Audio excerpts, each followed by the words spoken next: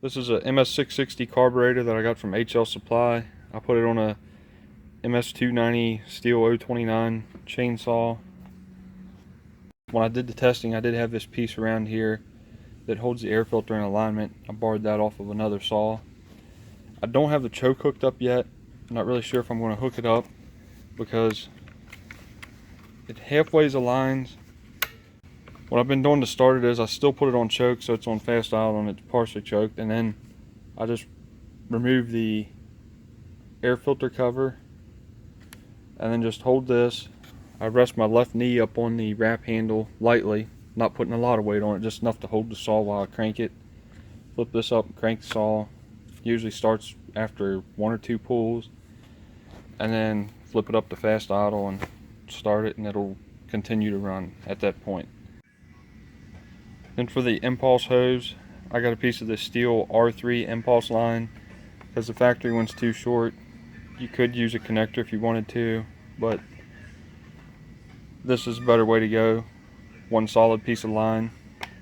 And where it goes through the air box, you need to get a larger piece of hose to protect it, to act as a grommet, because the rear handle moves independent of the crankcase and it's going to slide up and back, and over time it would wear a hole through it. Then over here at the fuel line, I had to reclock the fuel elbow. It's at about the 6:30, 7 o'clock position, and if you break those, they are available at the steel dealer. I forget what the part number is right now.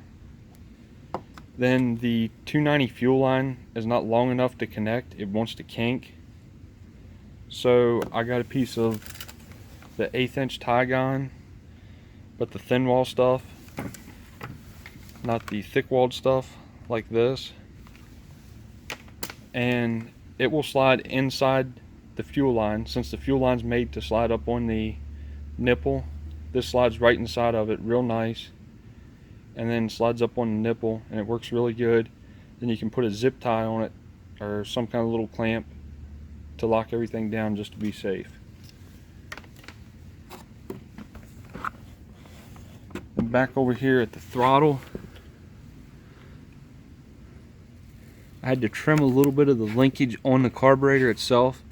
You can see it's very close to the throttle rod still. Before it was hitting the throttle rod, I was only getting about 90% throttle, so that needs to be trimmed.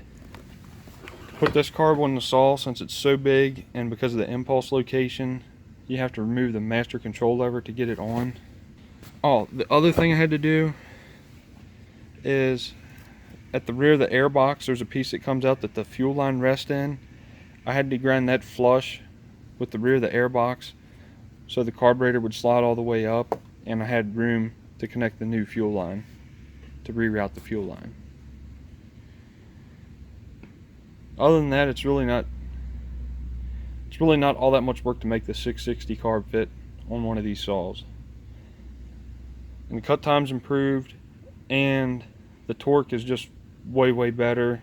It got rid of the bog, which this saw didn't have much of a bog to begin with the cross pop-up piston, but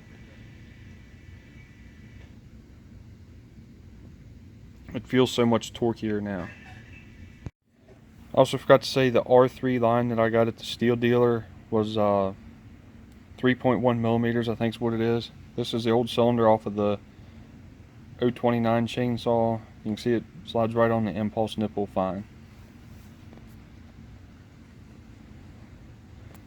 And one last thing I forgot to mention was I got rid of the IntelliCarb cover and swapped the old style cover on because it interferes with the air filter.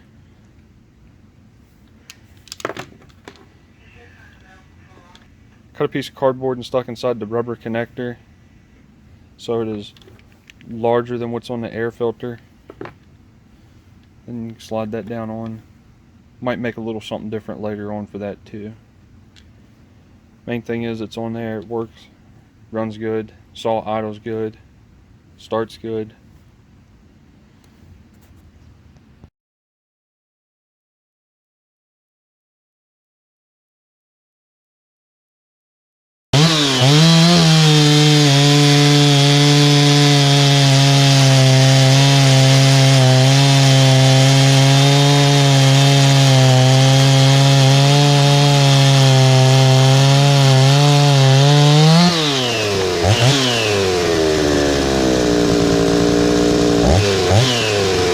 Bye.